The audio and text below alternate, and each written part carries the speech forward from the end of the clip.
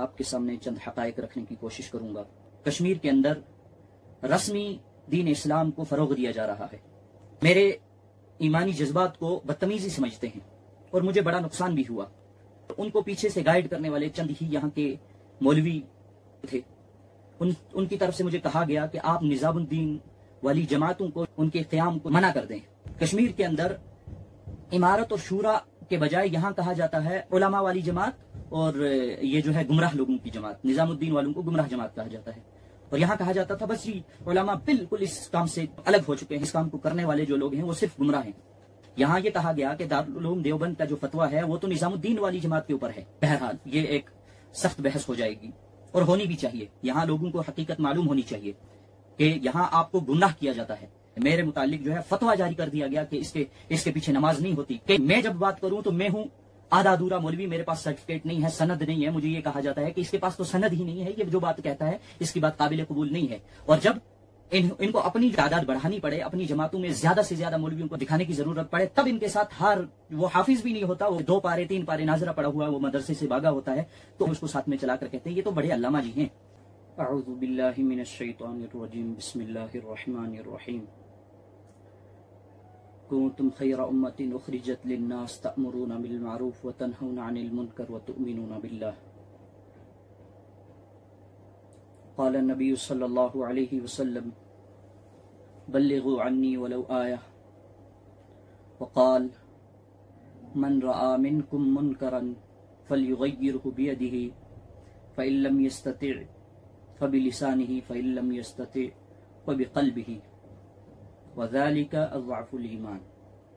صدق اللہ العظیم وصدق رسولہ النبی الکریم ونحن على ذلك من الشاہدین والشاکرین۔ قالوا سبحانک لا علم لنا الا ما علمتنا انک انت العلیم الحکیم۔ محترم سامعین کرام، پھر سے آپ کے سامنے حاضری کا موقع ملا۔ اس حاضری کو غنیمت جانتے ہوئے آپ کے سامنے چند حقائق رکھنے کی کوشش کروں گا۔ میں کبھی بھی دین کے اندر کسی قسم کی بھی مصلحت اختیار نہیں کرتا۔ جہاں مجھے لگتا ہے کہ یہاں حق بولنے سے میری ظاہری عزت، ظاہری فائدہ، ظاہری مفاد، اس کو نقصان پہنچے گا، میں وہاں بھی ان سب چیزوں کی پرواہ کیے بنا حق گوئی کو اختیار کرتا ہوں۔ آپ سامعین مجھے جانتے ہوں گے، اگر نہیں جانتے ہیں تو میرا نام سید ثاقب گیلانی ہے۔ میں حافظ ہوں۔ عالمیت کے لیے پڑھنے گیا تو 4 تک میری تعلیم ہے، اس کے بعد میں نے نہیں پڑھا۔ میں بچپن سے ہی جذباتی، اور بالخصوص جب میں نے اسلام کو پڑھنا شروع کیا مدارس کے اندر، تو میں نے اپنے مطالعے کے شوق کی وجہ سے چند کتابوں کا اضافی مطالعہ کیا، تو مجھے محسوس ہی ہوا کہ کشمیر کے اندر رسمی دین اسلام کو فروغ دیا جا رہا ہے۔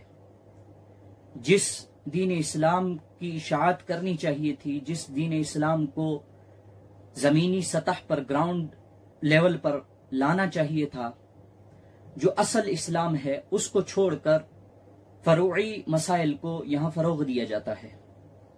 یہاں بہت سارے مسائل رسمی طور پر چلتے ہیں جن کا دین کے اندر کوئی نام و نشان نہیں ہے، کسی کتاب کے اندر ان کے ثبوت، ان کے متعلق کہیں بھی کچھ لکھا ہوا نہیں ہے، مگر پھر بھی ان چیزوں کے اوپر زور و شور سے عمل کیا جاتا ہے، ذوق و شوق سے عمل کیا جاتا ہے، اور اس کے اندر ہمارے ہی علماء حضرات پیش رہتے ہیں، چاہے وہ بدعات کے اعتبار سے ہو یا خرافات کے اعتبار سے۔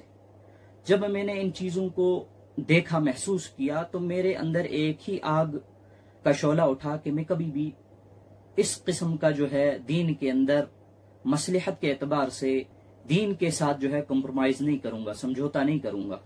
اور اس کا نتیجہ ہوا یہ، میرے ایمانی جذبات کو بدتمیزی سمجھتے ہیں، اور مجھے بڑا نقصان بھی ہوا کہ میں اسلام آباد میں قریب 5 سال میں نے امامت اور خطابت کے فریضے کو انجام دیا ہے، تو آخری موقع پر مجھے ایک چیز کہی گئی، چند لوگ سامنے رہے جو عام لوگ ہیں، وہ سامنے رہے، مگر ان کو پیچھے سے گائیڈ کرنے والے چند ہی یہاں کے مولوی تھے۔ ان کی طرف سے مجھے کہا گیا کہ آپ نظام الدین والی جماعتوں کو ان کے قیام کو منع کر دیں، وہ قیام نہ کریں۔ آپ کی اس مسجد میں، جامع مسجد توحید کے اندر، نظام الدین والی جماعتوں کا جو ہے بہت زیادہ قیام رہتا ہے، یہ جوڑ کرتے ہیں، یہ اجتماعات یہی کرتے ہیں، ان کے مشورے یہی ہوتے ہیں، تو آپ ان کو منع کریں۔ جب میں نے چند لوگوں کو چند کڑوی باتیں سنائی کہ آپ کیوں کہہ رہے ہیں یہ، تو وہ کہنے لگی یہ علماء کی مخالف جماعت ہے۔ کشمیر کے اندر امارت اور شورا کے بجائے یہاں کہا جاتا ہے علماء والی جماعت، اور یہ جو ہے گمراہ لوگوں کی جماعت، نظام الدین والوں کو گمراہ جماعت کہا جاتا ہے۔ تو جب میں نے ان سے پوچھا کہ میں کیوں ان کو منع کروں، تو مجھے بتایا گیا کہ یہ جو ہے یہ گمراہ لوگوں کے ساتھ چلتے ہیں، یہ علماء کا ساتھ نہیں دیتے ہیں۔ تو میں چونکہ اس سے پہلے بہت تحقیقات کر چکا تھا، جو لوگ گھر بیٹھ کے فتوے دیتے ہیں میں ان میں سے نہیں ہوں۔ جب یہ تبلیغ کے اندر اختلاف پیدا ہوا تو میں بہت زیادہ یہاں سے وہاں سفر کیے ہیں۔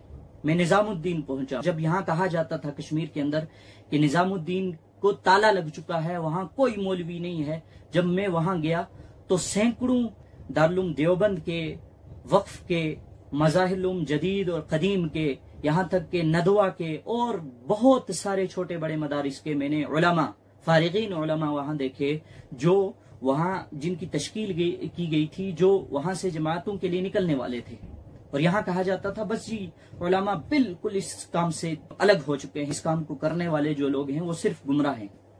پھر دارالعلوم دیوبند کے موقف کو یہاں الگ طریقے سے استعمال کیا گیا۔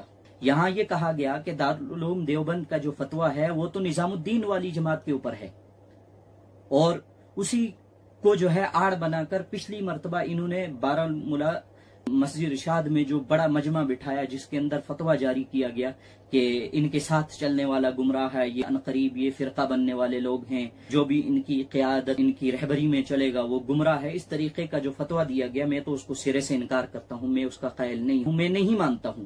بہرحال فتویٰ دیا گیا، اس کے اندر انہوں نے کم و بیش حافظ، عالم، جو بھی داڑھی والے ملے، تبلیغ والے ملے، جن کا تعلق مدارس کے ساتھ تھا، سفیر تھے، سب کو جمع کیا گیا اور بتایا گیا کہ یہاں سینکڑوں علماء جو ہے جمع ہیں، ان کی موجودگی میں، ان کی جو ہے متفقہ رائے سے، ان کے اتفاق سے جو ہے یہ فتویٰ دیا گیا ہے، کشمیر کے علماء کا فتویٰ آ گیا جی۔ تو بہرحال یہاں دارالعلوم دیوبند کے فتوے کو آڑ بنا کر جو ہے لوگوں کو گمراہ کیا گیا۔ یہاں کہا گیا کہ ان کے ساتھ تو علماء ہی نہیں ہیں، مگر اڑی کے اندر جو اصل حقیقت ہے وہ یہ ہے کہ اڑی کے اندر جو تبلیغ کا کام ہو رہا ہے، اس تبلیغ کے ساتھ جو علماء جڑے ہیں، اگر 100 عالم جڑے ہیں، 100 میں سے 90 عالم جو ہے نظام الدین والوں کے ساتھ ہیں، اور 10 عالم وہ بھی استقامت کے ساتھ نہیں، کبھی کسی زمانے میں انہوں نے جو ہے تبلیغ کے اندر چلا 4 مہینے 10 دن لگائے ہوں گے، وہ ہیں یہ جو ہے امارت والوں کے ساتھ، اور یہاں اس کے باوجود کہا جاتا ہے کہ یہ والی امارت والے گمراہ ہیں اور شورا والے جو ہے وہ علماء کی جماعت ہے۔ بہرحال یہ ایک سخت بحث ہو جائے گی، اور ہونی بھی چاہیے۔ یہاں لوگوں کو حقیقت معلوم ہونی چاہیے کہ یہاں آپ کو گمراہ کیا جاتا ہے۔ کیسے؟ جیسے میں آپ کو بتاؤں، جب میں نے وہاں منع کیا کہ میں ایسا نہیں کام کروں گا، میں کیوں کر ایسا کروں کہ میں ان کو یہاں سے باہر کروں، مجھے کہا گیا ٹھیک ہے آپ باہر نہیں کرتے تو آپ ان کے ساتھ مت بیٹھیں۔ تو میں نے وہاں یہی جواب دیا جو میں آپ کو بتا رہا ہوں، میں نے کہا کہ میں کمرے میں بیٹھا رہوں، موبائل چلاتا رہوں، اور اندر یہ عام لوگ بیچارے اپنا مال جان خرچ کر کے گھروں کو، گھر بار کو چھوڑ کر آئیں، اور یہ جو ہے دین کی پھیلنے کی جو ہے محنت فکر میں بیٹھیں، اس کے لیے مشقتیں برداشت کریں، اور میں اندر سویا رہوں بیڈ پر؟ میں ایسا نہیں کر سکتا، میں جڑوں گا اور نہ ان کو میں یہاں آنے سے روکوں گا۔ پھر مجھے کہا گیا کہ یہ علماء کا مخالف آدمی ہے، میرے متعلق جو ہے فتویٰ جاری کر دیا گیا کہ اس کے پیچھے نماز نہیں ہوتی۔ کئی سارے لوگوں نے، وہاں کے جو ہے کمیٹی کے حضرات نے میرے پیچھے نماز پڑھنا چھوڑ دی کہ یہ اس کے پیچھے نماز نہیں ہوتی، ہمارے پاس فتویٰ ہے فلاں مفتی صاحب کا۔ بہرحال میں جب بات کروں تو میں ہوں آدھا ادھورا مولوی، میرے پاس سرٹیفکیٹ نہیں ہے، سند نہیں ہے، مجھے یہ کہا جاتا ہے کہ اس کے پاس تو سند ہی نہیں ہے، یہ جو بات کہتا ہے اس کی بات قابل قبول نہیں ہے۔ اور جب ان کو اپنی تعداد بڑھانی پڑے، اپنی جماعتوں میں زیادہ سے زیادہ مولویوں کو دکھانے کی ضرورت پڑے، تب ان کے ساتھ وہ حافظ بھی نہیں ہوتا، وہ 2 پارے 3 پارے ناظرہ پڑا ہوا وہ مدرسے سے بھاگا ہوتا ہے، تو اس کو ساتھ میں چلا کر کہتے ہیں یہ تو بڑے علامہ جی ہیں، بہرحال یہاں ایسا نظام قائم کیا گیا ہے. یہاں یہ جب سوال کوئی پوچھے تو اس کی سند چیک کی جاتی ہے، جبکہ خود ان لوگوں کی سند چیک کی جائے جو دارالعلوم دیوبند کے نام پر اور علماء کے نام پر جو ہے اپنا چورن بیچ رہے ہیں یہاں تحصیل اڑی کے اندر. بہرحال یہ تھوڑی لمبی چوڑی بات ہو جائے گی، میں اصل مقصد کی طرف آتا ہوں. اور سب سے بڑا افسوس یہ ہوتا ہے کہ امارت ہو یا شورا دونوں ایک نہج پر کام کر رہے ہیں. اس کے اندر کوئی نصاب تو نہیں ہے حقیقی معنوں میں تبلیغ کے اندر، مگر جو ان کا جو ہے زبانی نصاب ہے وہ نصاب بھی دونوں میں ایک جیسا ہے. مگر اس کے باوجود محض مولانا سعد صاحب کے متعلق حسد، بغض، تعصب اور ان کے ساتھ اختلاف رکھنے کی وجہ سے ان کے ساتھ چلنے والے، ان کی نگرانی میں چلنے والے، ان کو اپنا امیر ماننے والے لوگوں کو گمراہ کہا جاتا ہے.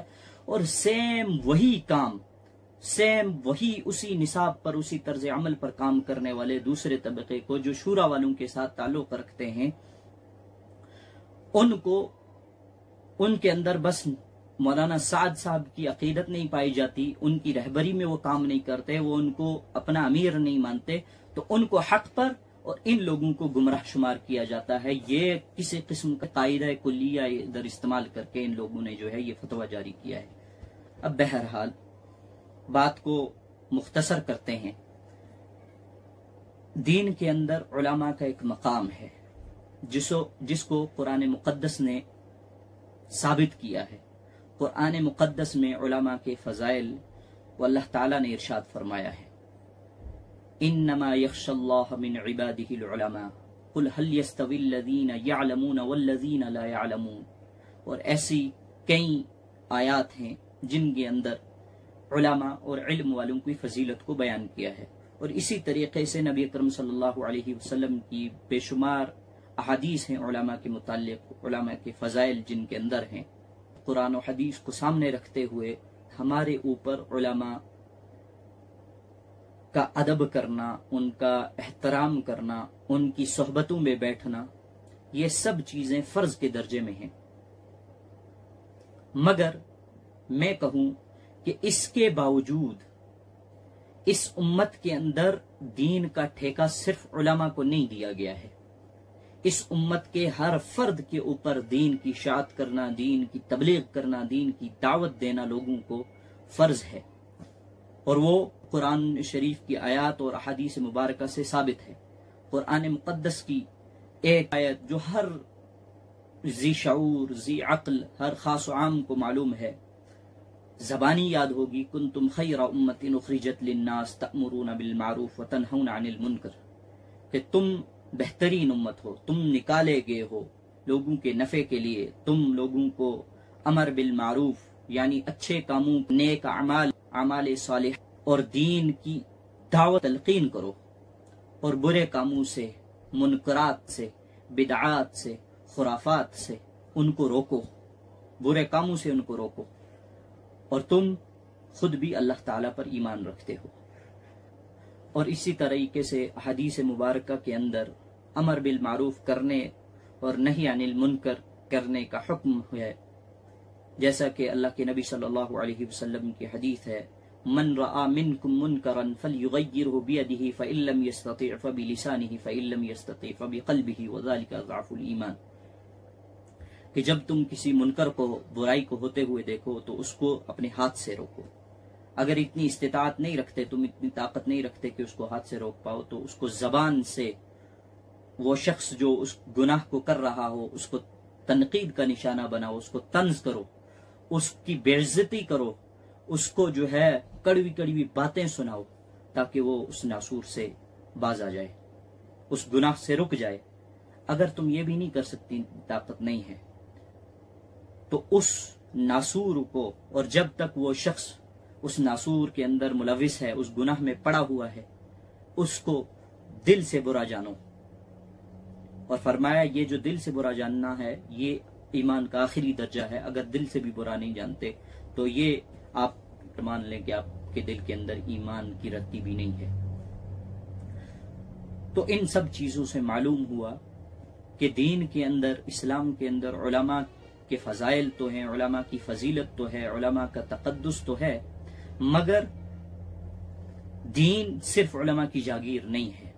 دین صرف علماء کے حوالے نہیں کیا گیا ہے کہ آپ نے ہی اس کو جو ہے اس کے ذریعے سے اپنی دنیا بھی کمانی ہے، اس کے ذریعے سے اپنی آخرت کو بھی سنوارنا ہے، نہیں، بلکہ ہر فرد واحد کو سوال کیا جائے گا.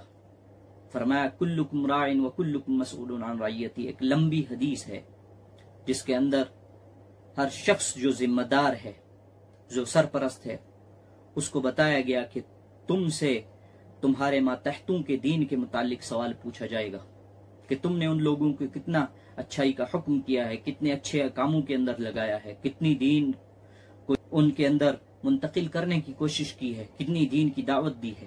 یہ سب پوچھا جائے گا تم میں سے ہر ذمہ دار کو، ہر نگہبان کو، ہر سرپرست کو. ماں کو بچوں کے متعلق پوچھا جائے گا، باپ کو پورے اہل و عیال کے متعلق پوچھا جائے گا، غلام کو اس کے آقا کے مال کے متعلق پوچھا جائے گا، ایک بیوہ عورت کو اس کے بچوں کے متعلق پوچھا جائے گا، ایک بادشاہ کو اس کی رعایا کے متعلق پوچھا جائے گا. اور پوچھا کیا جائے گا کہ تم نے ان لوگوں کو دین کی طرف کتنا راغب کیا، دین کی کتنی دعوت دی. یہ ہر عام شخص جو مسلمان ہے، جو کلمہ گو ہے، اس کو بتایا گیا کہ تمہارے اوپر فرض ہے. ہاں، علم کا اتنا سیکھنا، حلال و حرام کی جو ہے تمیز کر سکے انسان، معلوم ہو سکے کہ حلال کیا ہے، حرام کیا ہے. اور آج حرام اور حلال کے اندر امتیاز قائم کرنا، فرق قائم کرنا اتنا مشکل ہو گیا ہے کہ اس کم درجے کے علم کو سیکھنے کے لیے بھی آپ نے جو ہے مدارک کا رخ کرنا پڑے گا، آپ کو علماء کی صحبتوں میں رہنا پڑے گا. اگر آپ یہ نہیں کرتے، آپ گھر بیٹھے سوچیں کہ میرے اوپر تو جو فرض عین علم ہے وہ میں خود بخود سیکھ جاؤں گا، فرض عین جتنا ہے حلال و حرام کی جس سے تمیز ہو جائے، تو یہ نہیں، ناممکن ہے. آپ کو اپنا وقت فارغ کر کے دین سیکھنا پڑے گا، تب جا کر آپ حلال و حرام کے اندر تمیز قائم کر سکیں گے. اور یہ سیکھنا اور اس کا علم حاصل کرنا آپ کے اوپر فرض عین ہے. مکمل عالم بننا یہ تو فرض کفایہ ہے. بہرحال ہم علماء کا تقدس کریں، مگر صرف علماء کے حوالے دین کو نہ کر دیں. آج ہمیں لوگ طنز کرتے ہیں کہ آپ مولویوں نے اپنی دکانیں بنائی ہوئی ہیں، مدارس کھولے ہوئے ہیں، چندے وصول کرتے ہو، تم لوگ نیازیں کھاتے ہو، حلوے کھاتے ہو. میں کہتا ہوں کل آپ یہ سب جو ہم کام کر رہے ہیں اس کے متعلق آپ سے سوال کیا جائے گا کہ آپ لوگوں نے کتنا علم سیکھا تھا اور آپ لوگوں نے ان لوگوں کو جو ہے سمجھایا کہ آپ علماء ہیں، آپ نہ کریں یہ کام. عوام ہمیں رسومات میں لگاتی ہے، خرافات بدعات میں لگاتی ہے. اگر ہم انکار کر دیں میں مولوی ہوں، میں قرآن خوانی کرنے سے، جبکہ قرآن خوانی ایک بدعت ہے. یہ جو اجتماعی قرآن خوانیاں ہوتی ہیں کسی کے مرنے کے بعد، یہ ایک بدعت ہے. کہیں بدعت کس کو کہتے ہیں؟ ہر وہ کام جو قرآن و حدیث سے ثابت نہ ہو، جو دین میں نیا پیدا کیا گیا ہو، وہ چاہے کسی ولی نے بنایا ہو، گھڑا ہو، یا کسی عالم نے یا کسی اور شخص نے. دین کے اندر ہر نئی بات بدعت ہے، اور ہر بدعت گمراہی ہے، اور ہر گمراہی جو ہے جہنم کے اندر لے جانے والی ہے. یہ حدیث ہے. تو جب ہم ان خرافات سے اپنے آپ کو بچائیں، ہم کہیں کہ ہم قرآن خوانی نہیں کریں گے، تو آپ لوگ ہمیں فارغ کر دیں گے کہ جاؤ بھائی، آخر ہم بھی بشریت کے تقاضوں کے حامل ہیں، ہمارے ساتھ بھی پیٹ ہے، ہم بھی جو ہے انسان ہیں، ہم فرشتہ نہیں ہیں، ہمیں بھی رزق کمانا ہے. ہم مزدوری کریں تو لوگ ہمارے اوپر طنز کرنا شروع کر دیتے ہیں کہ مولوی ہو کر مزدوری کر رہا ہے جی، دکان پر بیٹھے مولوی ہو کر دکان چلا رہا ہے جی. اور جب امامت کریں، مدارس میں پڑھائیں، مکاتب میں پڑھائیں، بچوں کو پڑھائیں، اور پڑھانے کے بعد ہمیں آپ لوگ اجرت کے طور پر ماہانہ تھوڑا سا دے دیں، پھر اس دینے کے بعد بھی ہمیں کہا جائے یہ دیکھو دین بیچ کر پیسے کما رہے ہیں. تو اس لیے یہ آپ لوگوں نے ہمیں جو ہے ان چیزوں کا عادی بنایا ہوا ہے، ہم خود سے نہیں بنے تھے. اب آپ لوگوں کے اوپر فرض ہے کہ آپ لوگ اپنا ہاتھ ٹائٹ کریں، اپنے ہاتھ کو سخت کریں، تاکہ ہم ان خرافات سے، منکرات سے بچ سکیں. ہمیں ڈھیل دیں کہ مولوی صاحب آپ ممبر پر بیٹھے ہو، ہم چاہے ہمیں کوئی بات اچھی لگے یا بری لگے، مگر ہم آپ سے حقیقی علم سیکھنا چاہتے ہیں، حقیقی دین سیکھنا چاہتے ہیں، جو قرآن و حدیث والا دین ہے. یہ انجینئر مرزا کے فالوورز ہمیں کہتے ہیں کہ آپ نے ہم سے آیات چھپا کر رکھی تھی، آپ نے حدیث چھپائی ہے، آپ نے ہمارے ساتھ ناانصافی کی ہے. علماء نے جو ہے ہمارے ساتھ جو ہے بہت بڑا ظلم کیا ہے، ہم سے قرآن و حدیث کو چھپا کر رکھا۔ ارے بھائی، ہم نے نہیں چھپا کر رکھا، ہم آپ کو گھر سے اٹھا کر بستر میں جا کر پڑھا نہیں سکتے تھے، آپ آئے نہیں پڑھنے، اور ہم بھی مولوی ہیں، اپنی مونچھ کو نیچے تو کر نہیں سکتے۔ یہ تو تبلیغ والوں کا کام ہے جی، جو گالیاں کھا کر، لوگوں کے طنز و طعن برداشت کر کے، گھروں کے اندر بیویاں بھی ان کو طنز کرتی ہیں کہ تم کیسے مرد ہو، بچوں کو ادھر چھوڑ کے چلے جاتے ہیں، اس کو اپنے اس گھر والے سے جو دین کے لیے، دین کو سیکھنے کے لیے، دین کی اشاعت کے لیے گھر سے اپنا مال جان خرچ کر کے نکلا ہے، اس کے متعلق بدظن کر دیا جاتا ہے۔ بھائی یہ معاشرہ ہم نے خود بنا کر رکھا ہے، صرف مولویوں کو ٹارگٹ کرنا یہ اچھی بات نہیں ہے۔ آپ خود معاشرے کو سدھارنے کی کوشش کریں، ہمیں لات مار کر آگے کریں کہ مولوی صاحب ہم آپ کو تنخواہ دیتے ہیں، آپ آگے نکلیں، ہم آپ کے پیچھے چلیں گے۔ آپ لوگوں کو دعوت دیں، جو مسجد میں نہیں آتے آپ ان کو جو ہے دعوت دیں، ہم ان کو پکڑ کر لائیں گے، ہم ان کی منت سماجت کریں گے۔ اگر آپ کو کوئی مولوی کی انکار کرے کہ میرا یہ کام نہیں ہے، اس کو اٹھا کر، اس کا بسترا اٹھا کر مسجد سے باہر پھینک دو، کہا جاؤ جی مزدوریاں کرو۔ ہم نے آپ کو دین کی اشاعت کے لیے رکھا ہے، ہم نے آپ کو اپنی نسلوں کے اندر دین کو جو ہے منتقل کرنے کے لیے رکھا ہے۔ اگر آپ یہ کام نہیں کرنا چاہتے، آپ کو جو ہے آر محسوس ہوتی ہے، تو آپ فارغ ہو جائیں۔ بہرحال یقیناً کچھ لوگوں کو یہ باتیں بری لگی ہوں گی، میں بالکل پرواہ نہیں کرتا، میں بالکل پرواہ نہیں کرتا، اور میں بالکل پرواہ نہیں کرتا کہ آپ کو بری لگیں اچھی لگیں۔ ہاں، میں یقیناً کچھ باتیں غلط بھی کہہ چکا ہوں گا، میں پھر سے کہتا ہوں میں فرشتہ نہیں ہوں۔ اگر کچھ باتیں میں نے قرآن و حدیث کے خلاف کہی ہیں، آپ مجھے مناسب طریقے سے طنز و تنقید کیے بنا ایک مجھے اپنے پاس بٹھا کر محبت سے بتائیں گے، میں پھر سے ایک ویڈیو ریکارڈ کروں گا، ان سب باتوں کے اوپر رجوع کروں گا۔ وآخر دعوانا الحمد للہ رب العالمین وما توفیقی الا باللہ۔